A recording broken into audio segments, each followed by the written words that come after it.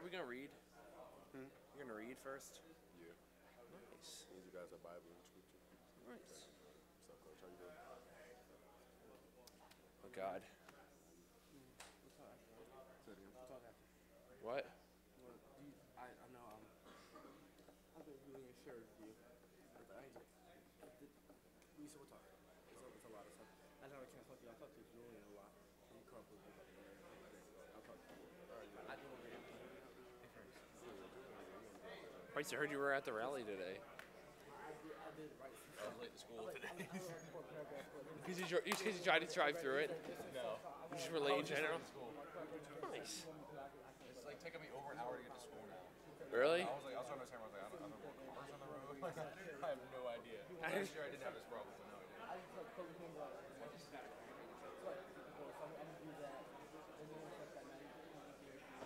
you go? No, I was like, too many other brain now. Like, I don't know. This be up for 8 a.m. at school. I was like, it's just a lot of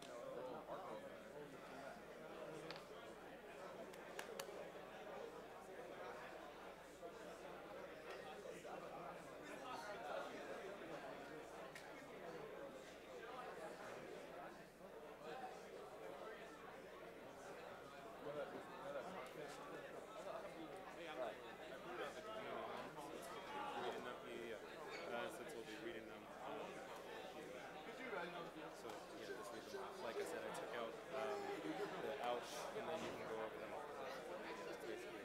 And then, since I know that you like to speak from memory as well as standard speaking, so I figured he'll probably be taking his notes and speaking from that in addition to the PowerPoint. So I added a few more statistics. So, from the Bureau of Justice statistics. So, this is from the summary published in September 2015, about the 2014. 1,561,500 total people incarcerated. 3% of all black males in the United States are incarcerated. 3% of all black men in the United States of America are incarcerated. Meaning serving a sentence of at least 1 year. So 0.5% of non-Hispanic whites are incarcerated. That's just for a relative comparison. So that's 516,000. That's 37% of the entire male prison population. 37% of them are I black. saw that statistic. Exactly. Versus 32% are white. Versus, mind you, whites make up 79.6% of the population. Tell me to put on jackets. I don't want my jacket. You know we had two. You know we had two. I thought you got one in the office. Good morning, Mr. Mike. Good morning.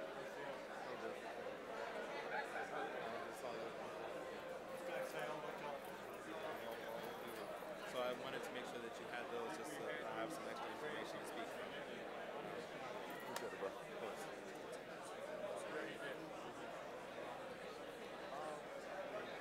Yes, sir. Yeah, I wasn't in school. Thank you. Thank you. Yes, sir. Yes, sir. Thank you, Mr. And I saw your email, too. I meant to respond, but this week has been so crazy. Oh, and this is the U.S. population. And that's the total U.S., and that's just the relative to the entirety of the U.S. population. So 13.3%, 13.3% African Americans in the country. 79.6% white people in the country. And out of the male prison population, 37% of us are in prison versus 32% of white people. Doesn't make any sense.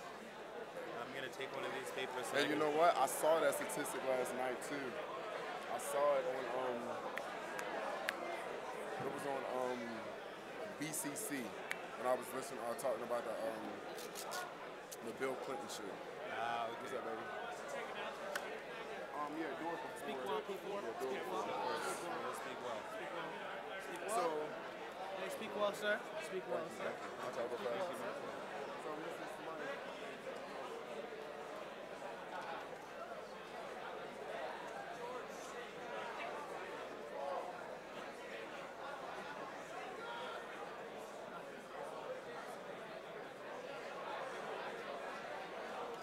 So we're reading the community norms after or before the presentation? No. Yes. We're reading the community norms after or before the presentation. I think that we should read them first. read them first, like in just as it is in this order. Oh, where's the one that? Set up a little bit, yeah. Yes, sir. Are you speaking? I am. Yes. I don't know. Hold on. Would like to see it. Of course. What were you saying, Michael?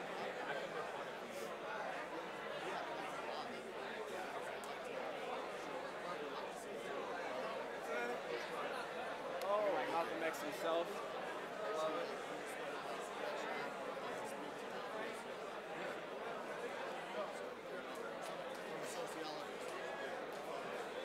I think it would be extraordinary. Thank you. Thank you. Okay, let me think.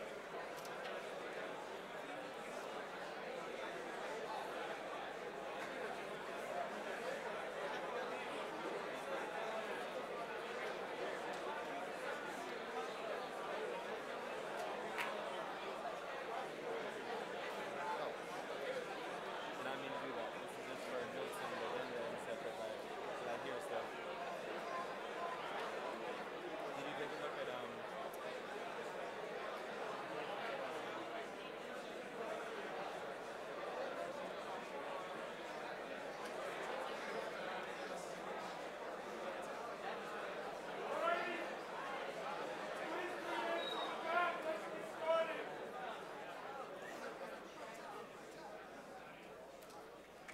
I want you to read it. I want you to read it. I'm sorry. I'm gonna tell you when to read it. Please bring it in from the back. Take your seats. All right, quickly, let's do announcements. So faculty, do we have any faculty announcements? No. All right, do we have any student announcements? Central student announcements? Yeah, go ahead. Everyone auditioning for the all-state senior course, please meet in the front after assembly. Stand up. Everyone auditioning for all-state senior course, meet in the front after assembly. Thank you.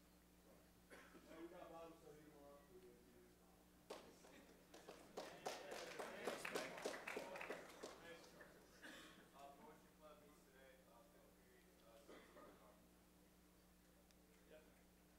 Our museum football musicals this kindergarten, Friday, Saturday, and Sunday. Come on. Any other announcements? All right, Purnell. All right, thank you guys. I'm gonna let. Morning. So Mr. Kubeck yesterday teed this up very well when talking about openness to perspective. So I think he said what I would have said this morning. And so what I'm going to ask you just very briefly is that throughout the assembly that we all are open to listen and hear. With that said, I think Dr. Purnell. All right, thank you, Mr. Ebeck. I'm going to start off by introducing myself. I'm Purnell Hill, the co-president of the Black Student Union. I'm Noah Seth, co-president of the Diversity Council. Julian Arrington, co-president of the Black Student Union. All right, and we'd like to welcome you all to the Black Student Union Assembly. So a few weeks ago, I addressed you all, my school community, and introducing you all to the Black Student Union, what we were and what we were pretty much going to be about this year. And I told you all that the theme of this year was going to be what to be aware of. And as a community, we all know at this point what's taking place and everything that this community has been faced with in the past week, right? So, thinking about that theme, what to be aware of, it's in our face, right? These are the things that we need to be aware of, and these are the things that we need to address. And I think in our community, we're blessed to be in a school that will allow me, someone like myself, to really elaborate to you guys how a certain group or a certain body of people in the community feels, right? So as a Black Student Union president, my job is to present to the school, whether that be the administration or the student body, how the Black students in the school feel, and to give them a safe place to express how they feel, right? So we've all seen this picture at this point, right? And for so many days, I debated whether or not I even wanted to include this picture in this assembly, but I think it's important that we do, right? As a community, we can't be afraid of this picture. We can't be afraid to look at it. We can't be afraid to sit down and talk about it. And that's why I'm so thankful for this opportunity that we have to actually be able to come together as a school community and talk about it, opposed to a conversation happening here in the lunchroom and another conversation happening on the opposite side of the lunchroom and another conversation happening in this classroom and this classroom. How about we all just come together and look at the picture and talk about it, right? And that's what today will be. I'm gonna talk to you guys a little bit. Noah will address you guys, Julian will address you guys, and then this is gonna turn into a dialogue. So I really wanna see what my community has to say about it, and you guys will get to see what I have to say about it. But more importantly, you'll get to hear what the black students of this school get to say about it and how they feel about it, right? So last Tuesday, the Black Student Union had a meeting where we had pretty much, well, almost every black student in the school, well, in the upper school in the room, and a few faculty members. And we just started off by talking about why this picture bothered so many African-American students and what it was that bothered them about this, this picture, right? And I can just talk to you guys about a few of the points that we made during this meeting, right? So it was this idea of insensitivity that's felt or that is perceived through this picture, right? Is this, I mean, obviously, I mean, the caption's blocked out, but everyone's seen the picture, we know what the caption was. Obviously, the caption disappointed a few people, but also a lot of black students in the community are disappointed that, you know, before this picture was taken, people didn't really realize what it was that was going to upset a number of people in the community, right? It's this idea that, oh, I don't know what, like, I don't know. And that's really what upset so many African-American students in the community. And the idea that people thought it would be okay to take, you know, a picture like this in the costume that's in the picture and think that everything was just supposed to be okay and that everyone would be fine with that. That really disappointed a lot of students. And it's this idea that that black students are supposed to be forgiving, are supposed to be like so forgiving for things like this. So a black student is supposed to see a picture like this and know that the picture was taken from his community and just say, okay, it's fine, I can understand that he doesn't understand. You see what I'm saying? So it's like black students are upset because they feel as if, you know, the white students, they just use that excuse, oh, I didn't know, or I don't understand why black students would be so offended by this. And then we're supposed to be the understanding ones at that point, and we're supposed to understand that you didn't understand. And that's like really disappointing because it's just a long and never-ending game of understanding, right? So the point of really this presentation is to make sure that my school community understands why the black students were really so disappointed and upset about this picture in this entire situation. So when we see, you know, a picture like this and we think about it, right, and it really hits us, these are the type of things we think about, right? So if you can see in this picture in the bottom left-hand corner, I mean, it's a picture of a penitentiary, and I mean, I'm assuming all of you can see the picture. Just about everybody in that picture who's incarcerated is African-American, right? If you look in the top left-hand picture, in the top left-hand corner, you see a few statistics. So 1 in 9 of all men are incarcerated, 1 in 17 being white males, and 1 in 3 being black men. 1 in 3 black men have or are incarcerated, right? And then you can see the rest of the statistics for Latino men and for women and things like that, right? Then the thing that, you know, I perceive as the white students of the school who don't really like, or I can't really say students because I mean they're faculty who don't really understand this either, right? When we see things like this, we think about mass incarceration. And that really is a problem in our community. That's a problem in our culture, right? So, I mean, we know what mass incarceration is. Among all of the African-American men born since 1960, more than 20% of them will go to prison, right? And you can, I mean, you all have read the next point by now, I'm assuming. That's nearly twice the percent of the African-Americans who will graduate college. So when we see a costume of a jumpsuit, I mean, we can only assume that that's a perpetuation towards our culture, right? Towards our people, right? I mean, we can only assume that when there are more of us going to prison than there are graduating college and getting degrees and actually making a life for themselves, right? And this really has become a problem in our society and in our culture, and in many cases, it frightens us, right? It frightens parents, it frightens students, it frightens teenagers and kids that one day I could possibly be incarcerated. And I would just become another statistic because, I mean, most of the people of my race are incarcerated due to a number of reasons, right? So in the U.S., African Americans only account for about 13% of the population. And out of that 13%, 37% of them are incarcerated, while 35% of white Americans are only incarcerated. So how can we only account for 13% of our population, but at the same time account for the highest percent of people incarcerated in our country, right? So when we see an image for a Halloween party as a jumpsuit, right, that hurts, and it hurts for a lot of different reasons. I can almost guarantee you that almost every black student in this room knows someone who is incarcerated, whether it be a family member, whether it be someone that they knew growing up, whether it be someone that they knew from school or an old sports team. Everyone knows somebody who is incarcerated or has been incarcerated in their life. So that's not something we look at and take it, and take lightly, because that's someone's life. Once that's on your record, I don't have to tell you guys that. Once that's on your record, that's not coming off. That really will affect you for the rest of your life. And in some cases, it's just a never-ending cycle. After you're incarcerated, it just happens over and over and over and over again, until eventually you're just in jail for the rest of your life, right?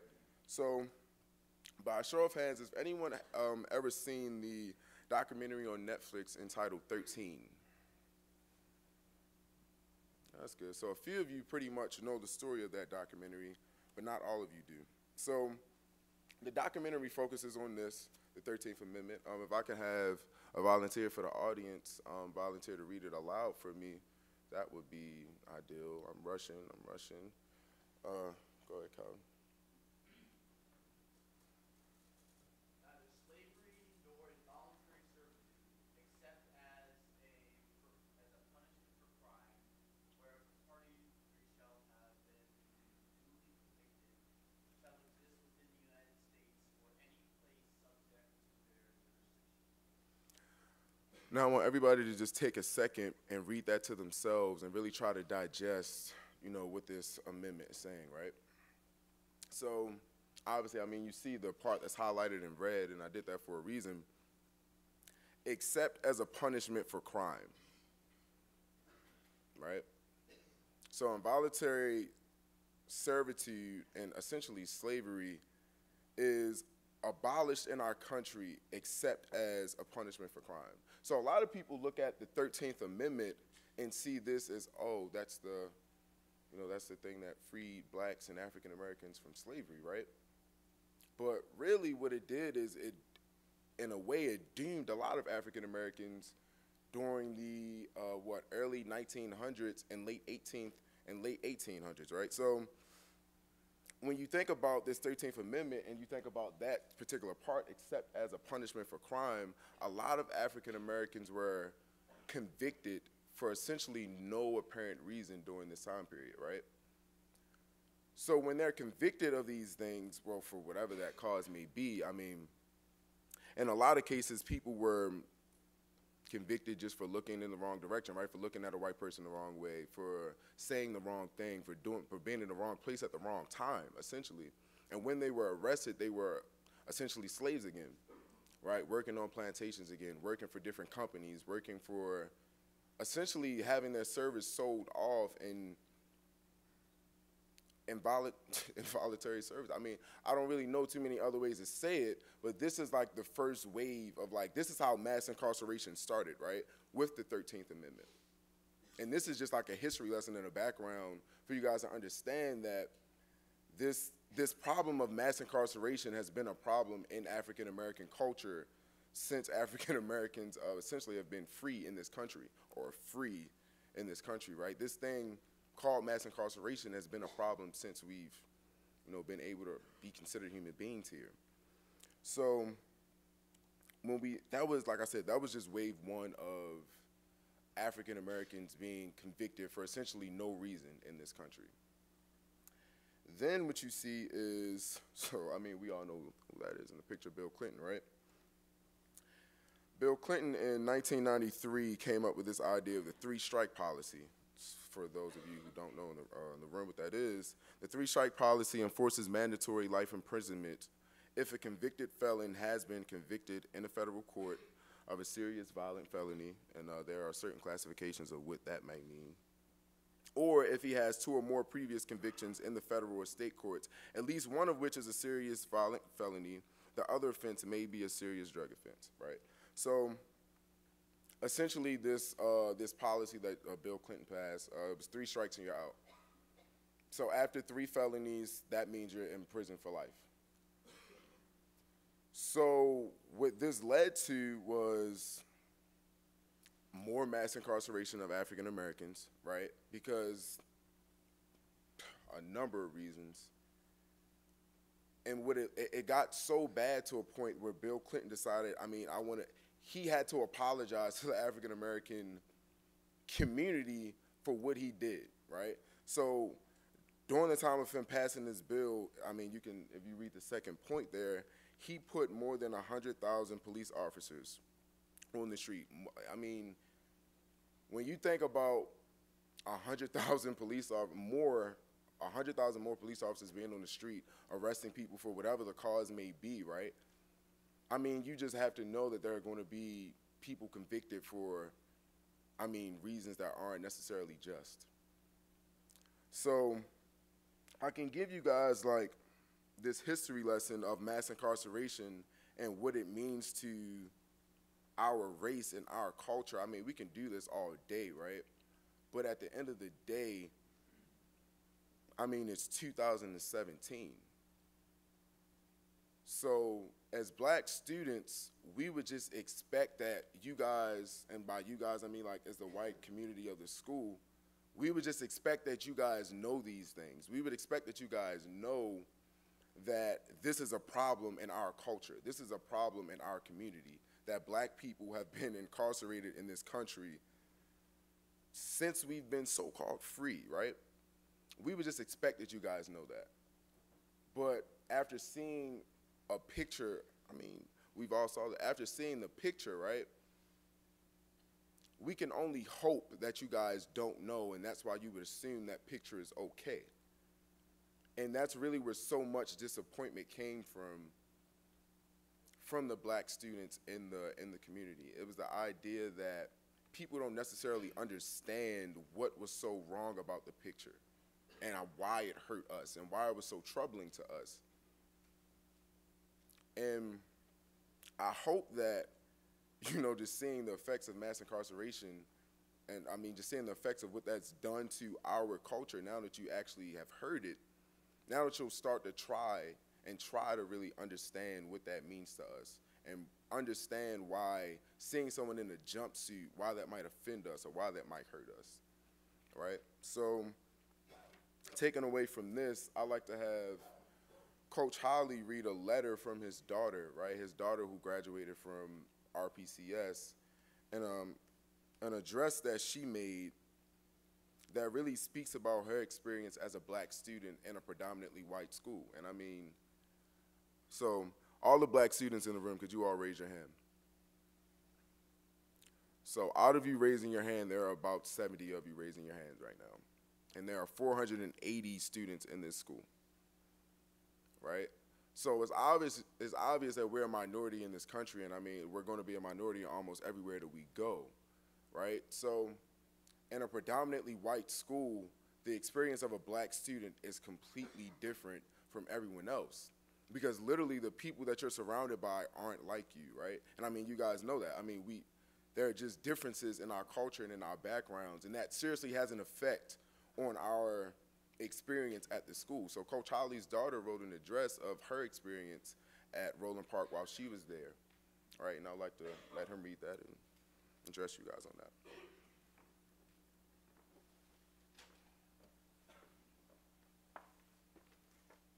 So I'm going to, before I read this, I'm going to ask your indulgence on a couple of different levels. One, obviously, I think I was asked to come up here because of my daughter's response, but also my long association with this school. And clearly the emotions that have gone through me over the last couple of weeks have literally ranged from tears of joy and tears of sadness. So I intentionally wore this tie, which is the Gilman graduate's tie, because I'm a Gilman alumnus. And I'm sure any of you who know me pretty well, I love this school as much as I love anything in this life. So and some of you know this too, and particularly as I've gotten a little older, and this was clear over the weekend, I have a little trouble with the crying thing. So I hope I can make it through this without crying. But as you know, where there's great love and passion, there's great emotion. And I speak to you as an adult, teacher, coach, administrator, alumnus, and in this case as a father, which is obviously means a lot to those of us in the audience who are parents.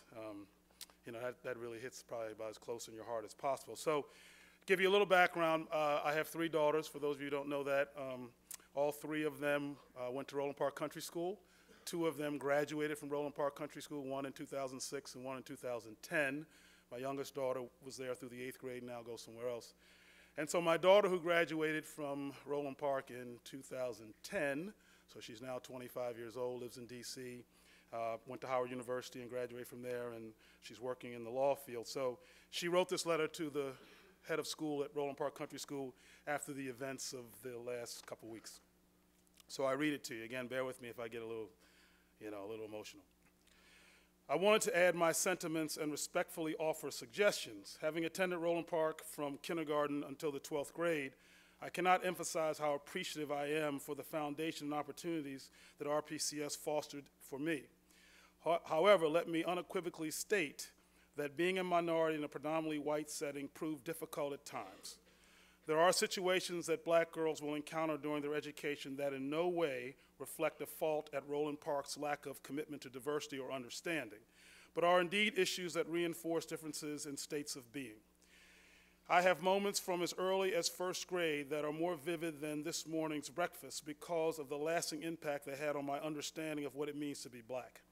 I can remember times, respectively, when my hair, skin color, build, speech, culture, and ancestry were the source of amusement for my classmates.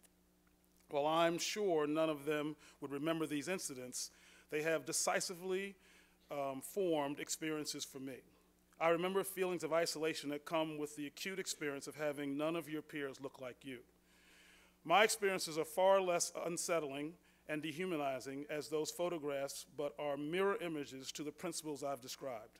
I am deeply saddened that these young black women will have to walk into a school, theoretically a safe place, and deal with knowing some of their peers view them and their community as a costume.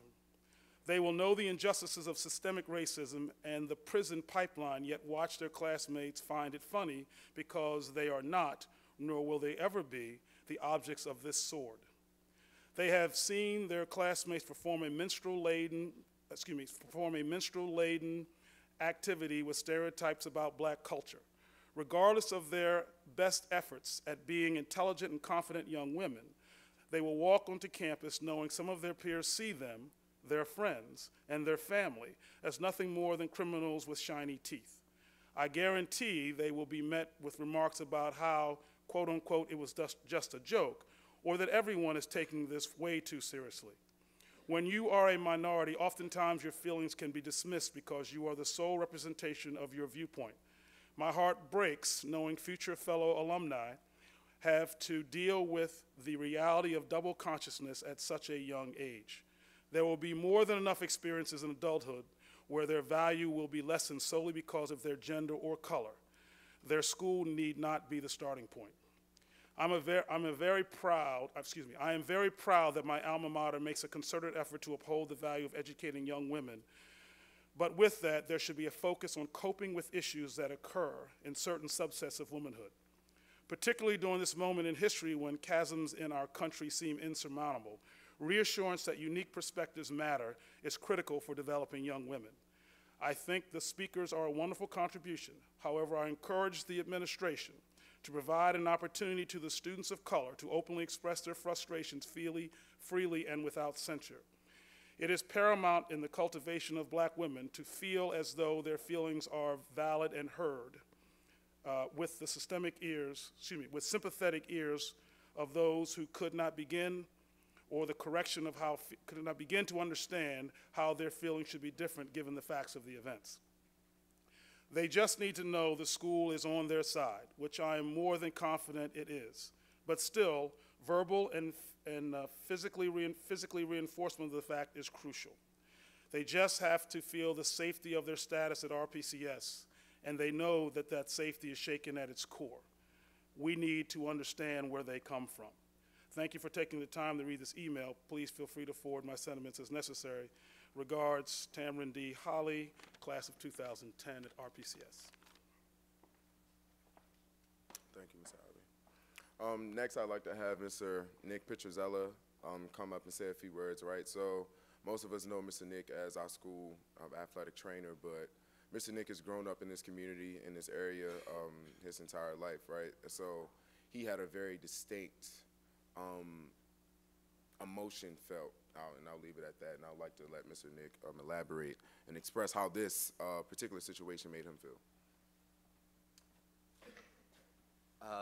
Well, first, let me say one thing, guys. I'm honored to be that they picked me to come up here and give my opinion and my thoughts just from a few conversations that we've had in my office. You know, I'm a middle-aged, white, heterosexual male, as some people have pointed out about me, and the fact that this group of people asked me to come up and speak about my opinion on this is, it's moving to me. And so I don't do this. I speak from the heart most of the time. As you guys know, I'll tell you the truth. When you walk in my office, I'm not gonna lie to you.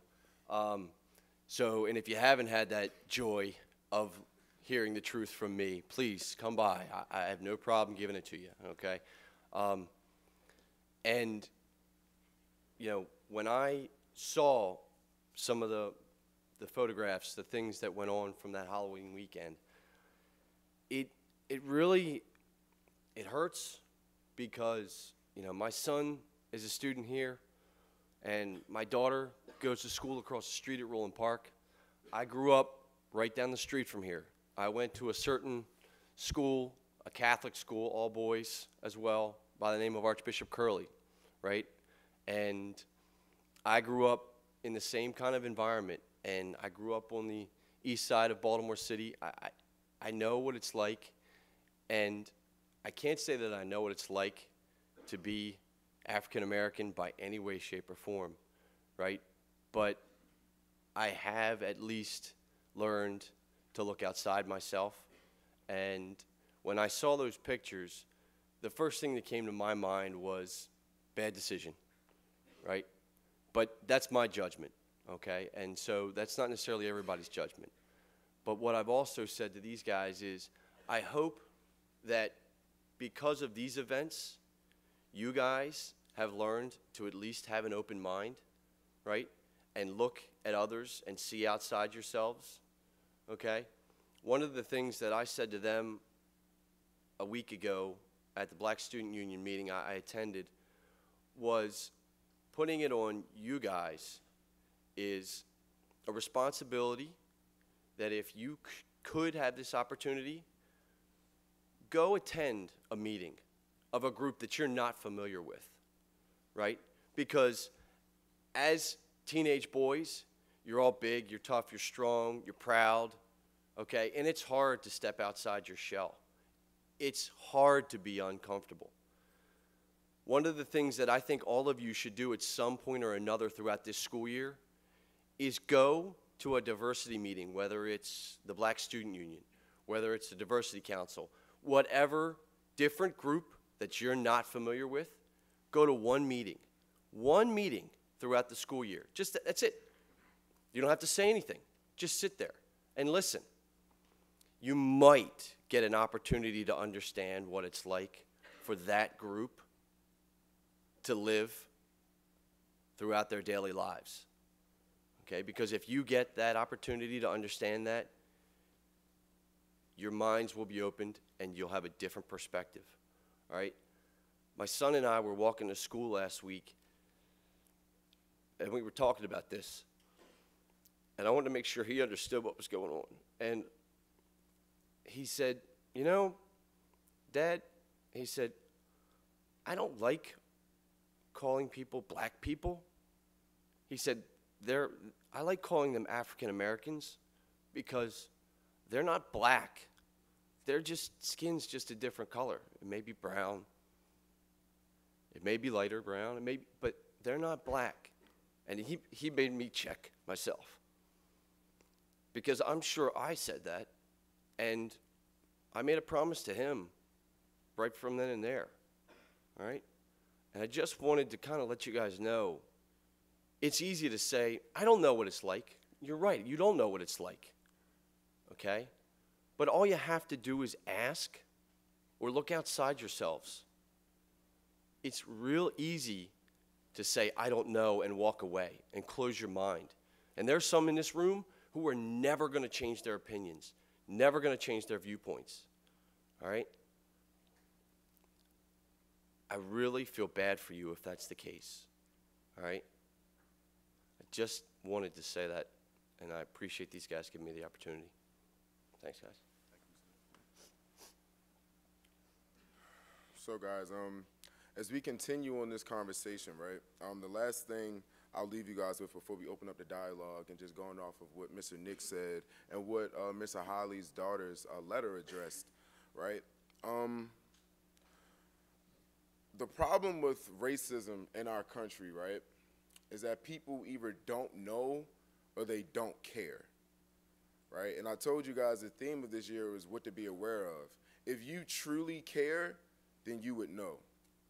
If you really cared about racism in our country, and if you really cared about African Americans in this country, right, then you would be aware of what's going on in our community.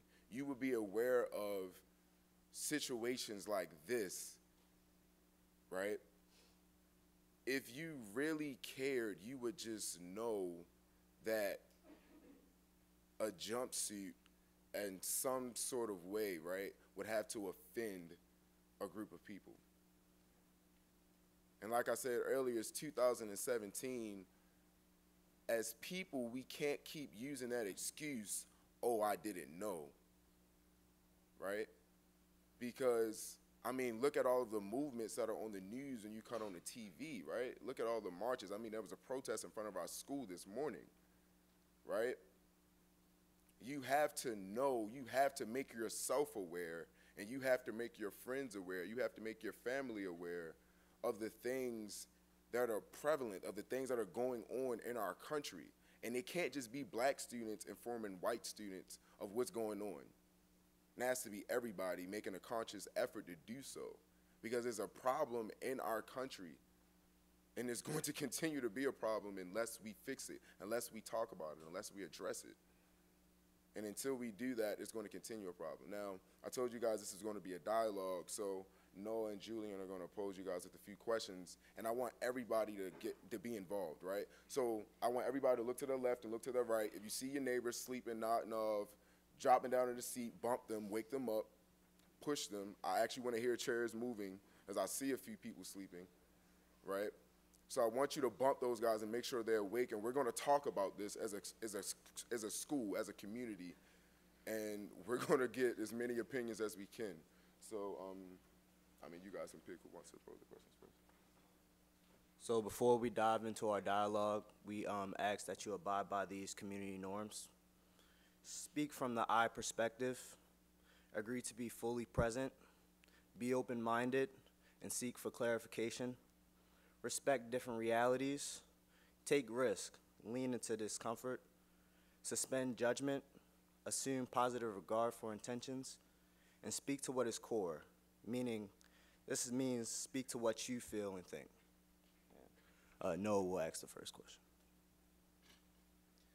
So, just from the perspective of somebody who is a black student and who saw a lot of these, who in our reaction, just as Purnell, to those images, it was something that was hurtful.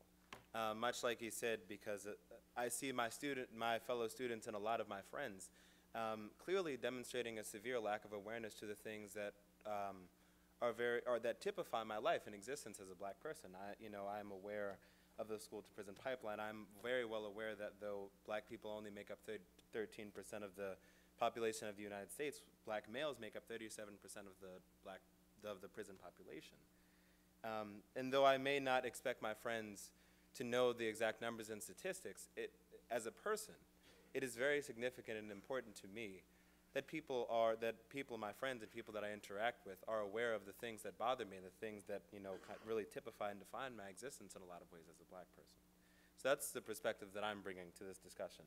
But I'm curious for a lot of white students who may not have initially thought that it was that big of a deal, or may not have been aware what your perspective was coming both into this assembly and after you saw the pictures or heard of them on Facebook. Yes. Hold on. When you guys stand up to speak, just make sure you introduce yourself and then speak loudly.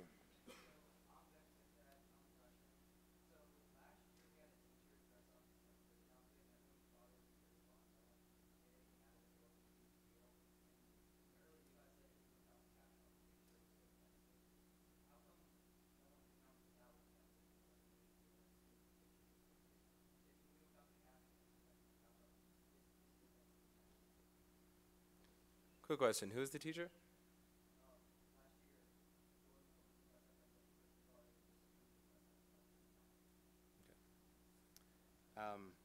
So for me anyway, I think that the lack of reaction is really just due to a lack of publicity. So notice that here with the incident that occurred at Gilman, this was spread pretty quickly through the community, through Facebook and social media, and it became apparent to everyone. And I think a lot of the reason why that never drew such an aggressive reaction is because I know that myself, I was not aware of that. That was never something that never came to the attention of the Black Student Union.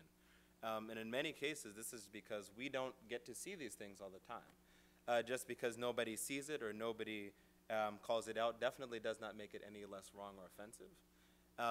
But certainly, for the rest of us who did not see that, that would have been why nobody ever called it out, because we never had the input or the ability to comment or express why that was wrong or something that could be offensive.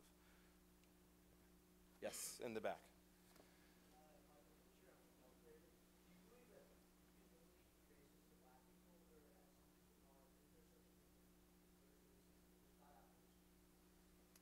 Reverse racism, meaning black prejudice towards white people, or?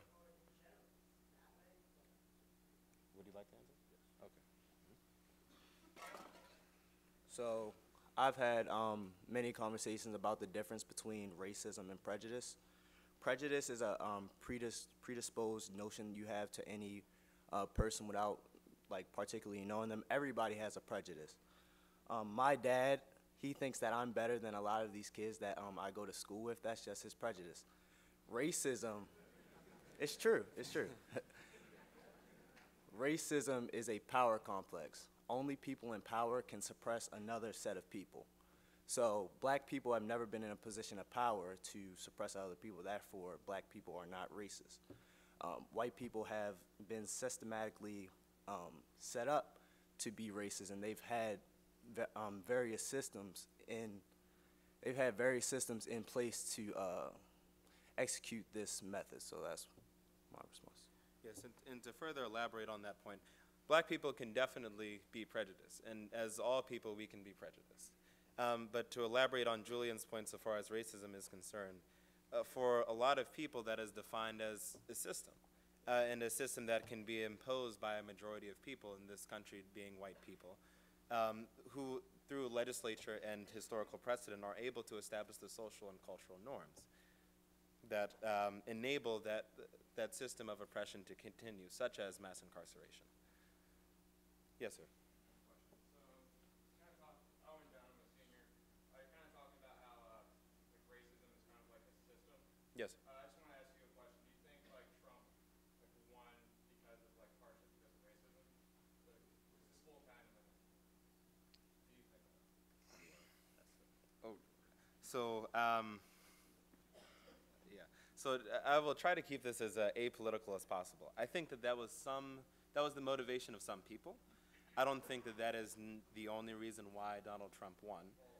Well, I think that's like maybe a small reason why I won, but I think that like really like I think racism can come in all colors. I don't think it's discriminated just for like only white people because like Trump won through racism and he won through lower class white votes, people who are low on the system. I feel like it's kind of hard for me to kind of digest the idea that like racism can only be present in people who like have power in the system. Because I feel like if Trump won from people who were like lower class and that was racism, then I mean it was. I'm not using the quotes to kind of dismiss it, but I kind of feel like it can kind of come from all places. That's just a thought. Owen, I would say that you're looking at power from the wrong perspective. So when you speak about the lower class white America who predominantly voted for Donald Trump, right? I think you're thinking about, I mean, the population of our country who identifies white, but not really with a high income. And when we talk about racism and when we talk about like that idea of power, you're looking at power from the wrong perspective. In this context, power doesn't necessarily come with money, but that power essentially just comes with the color of their skin, essentially, right? So to be honest with you, what I'm saying is that as white people in the country, right,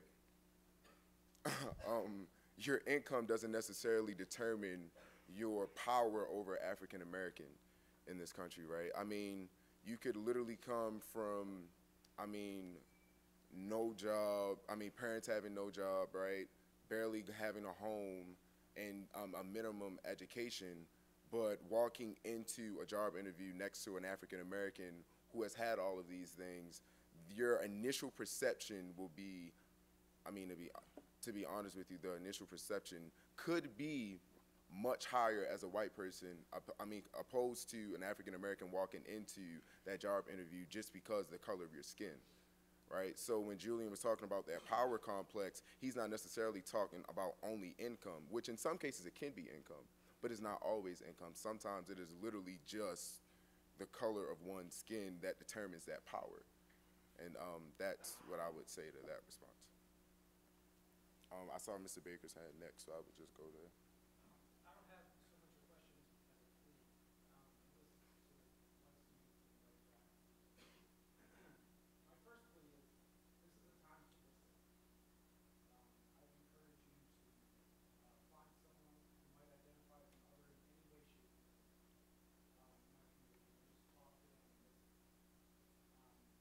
So that's my first plea. My second plea is this is also a time to learn. The documentary mentioned by Brunel in his opening is tremendous. It will take you all of an hour and a half to watch. It is moving and informative. So many of you binge watch on Netflix. Give 13 a view. If you have not read Between the World and Me by Place, this is a time to pick that book up and read it again or read it for the first time. It's incredibly moving and telling from a black father to his son about his experiences. And I could also recommend a sociology or history book called The New Jim Crow, which touches on these topics as well. There's a slew of information, history, and facts in that, as well as history notes. And so listen and learn. And lastly, and again, I'll call this the Gilman Six, but try to empathize on multiple levels with different people of different opinions. And I think that just hopefully gain enlightenment through those things. Thank you, Mr. Baker. Go ahead. So my experience, I've grown up in juniors. In response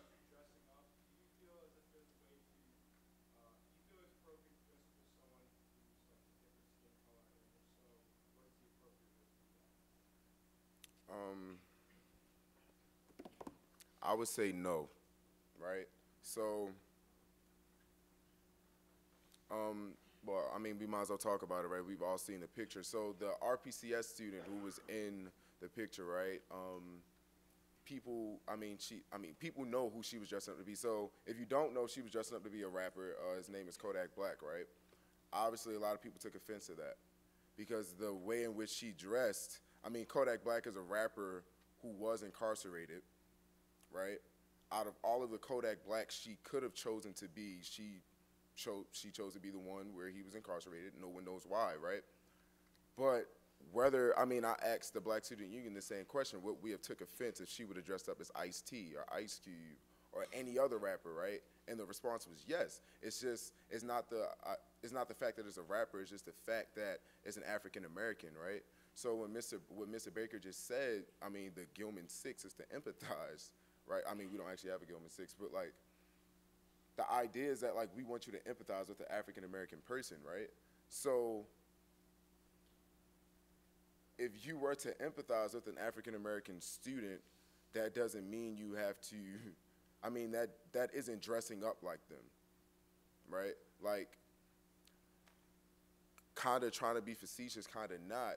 Like if I was to come to school with, actually no, I'm not gonna go down that road, but dressing up as any ethnicity, as any race of people is offensive in any regards. And let me say it like this, right?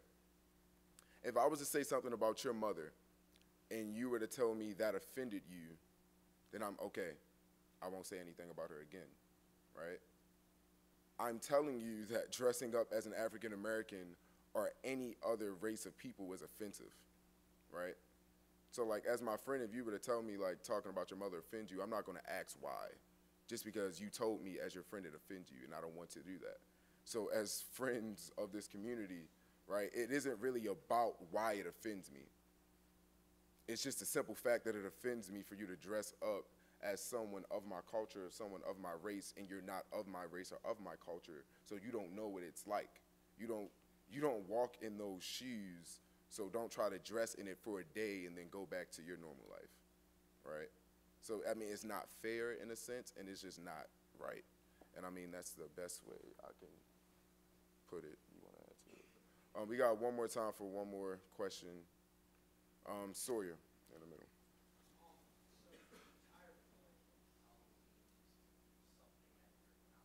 Mm-hmm. Can I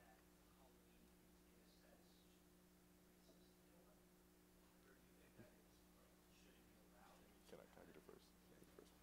So, once again, out of all of the rappers that the RPCS student could have been, she chose the one who was incarcerated, and she chose the one while he was incarcerated. And, so out of all of the Halloween costumes, right, why would an inmate be, like, the one, right? So, I mean, out of all of the, I'll say acceptable, out of all of the acceptable Halloween costumes, why would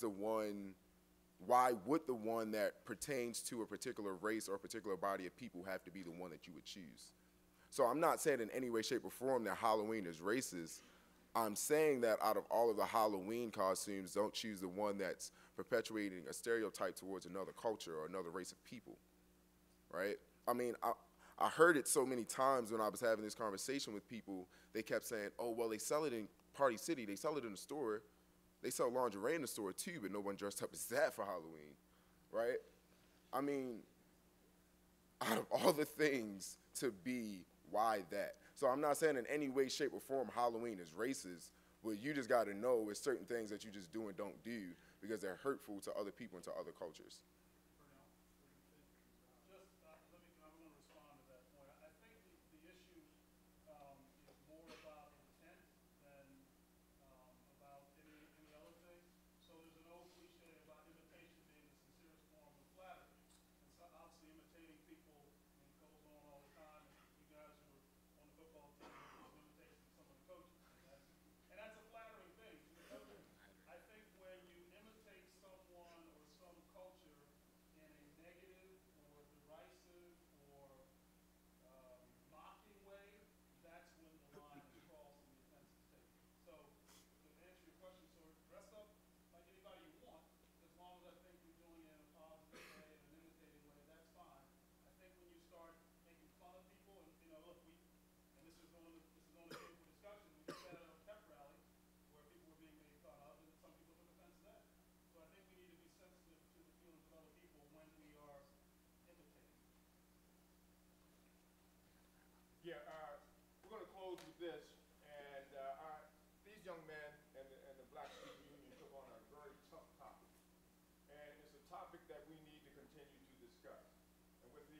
Diversity Council and the young men that are part of that group, we're going to keep this dialogue going. And the whole essence is to ask the question, to see where someone is offensive, and keep an open mind that we can get better, and be the Gilman that Mr. Callett, Mr. Finney, and those guys started back, which allowed me to come to the school, and many others that look like me. So for them and the work that they put in, I'd like for you to give them a round of applause.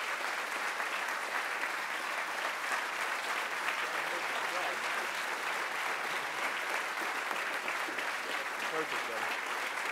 You got to play on those verses, man.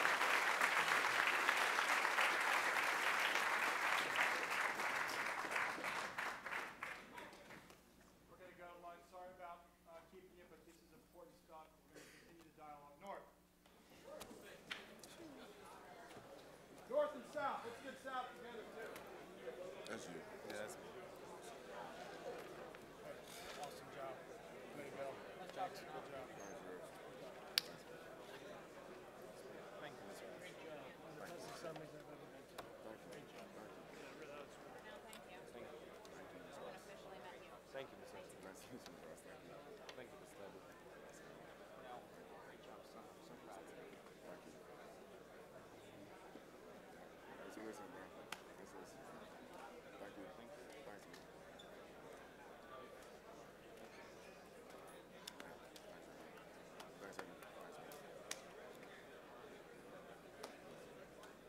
job.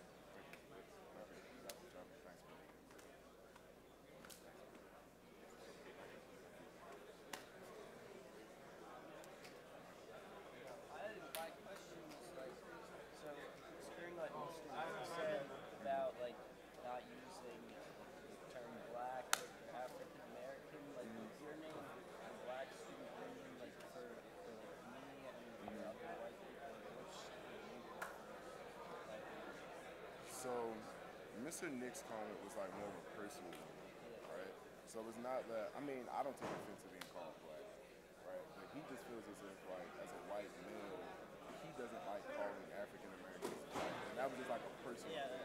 Because he feels as if, like, there's more to, you know, being African American. But I mean, that's just a personal thing. Thanks, guys. Thanks, man. But dude, I was Yahtzee up for Halloween. It was like, I obviously. No, nice job. Thank you. I was honestly because I have a jersey. I like Yahtzee up with like, it's the African American United States and they kind of. That's like, that was Coach Hollis' point, you know what I mean? Like, I mean, like, we weren't trying to highlight like a negative, like, thing. Like, that wasn't like a negative thing. Like, we had a basketball player, football player. You know what I mean? Thank you, Sean. Well done. Thank you, Finn. Thank you. Thank you, guys. Thank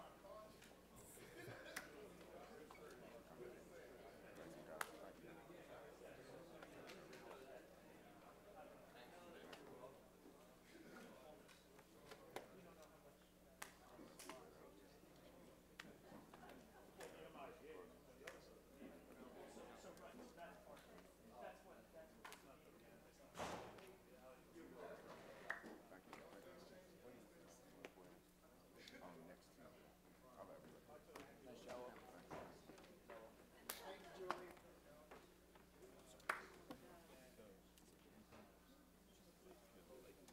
Nice job. So do you think it's okay for black person to dress up as a white person? I almost said that, but I was like, I don't want to go there. Yeah, but that's I don't why wanna, that's why I make was people like, mad. yeah, like, Because you I was think like, that if I that's was a white student to school, but like, what is dressing as a white student? You know what I mean?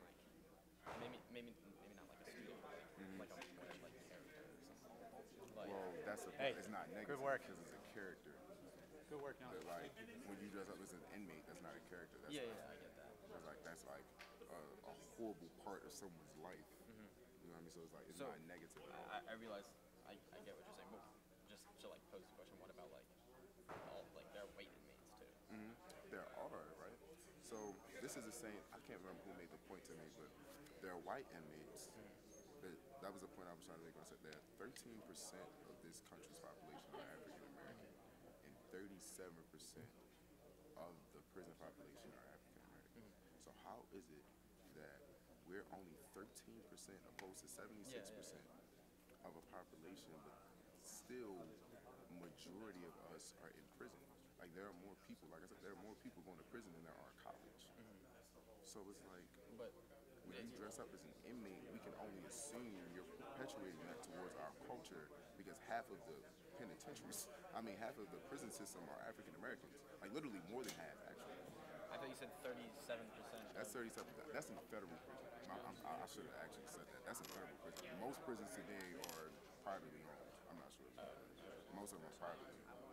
But it's like when you got that many of us in prison and that being like a part of our culture, like staying out of prison, that's like immediately what we see when we see somebody in an inmate. Yeah, I get that. So like, I guess so like if you came to school or whatever, or like dressed up as like a preppy white guy or something. So say I came to school as Harry Potter, Yeah. right? Would people take offense to that?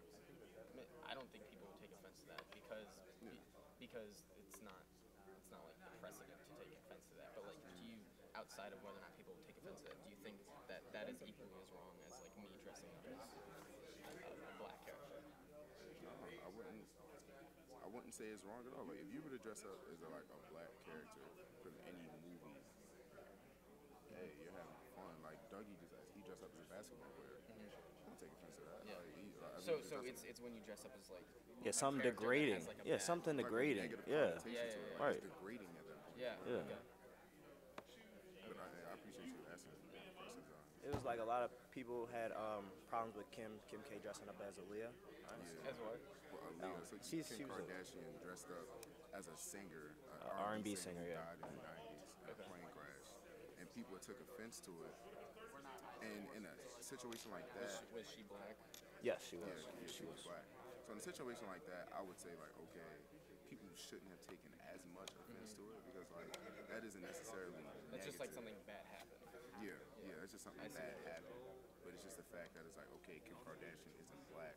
Don't try to be our singers. And really it's just because of the reputation Kim Kardashian has.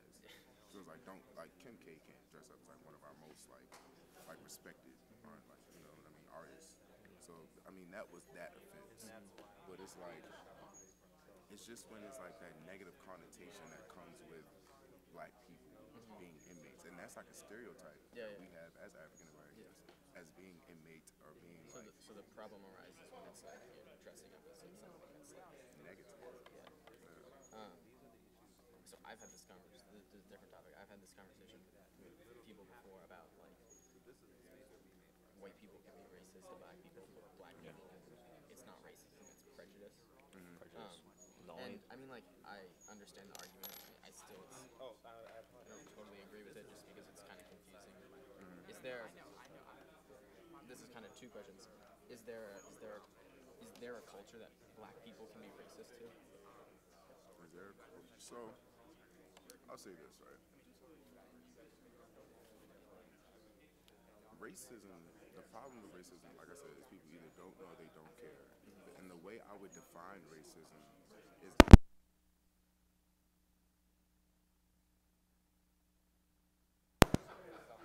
I would say that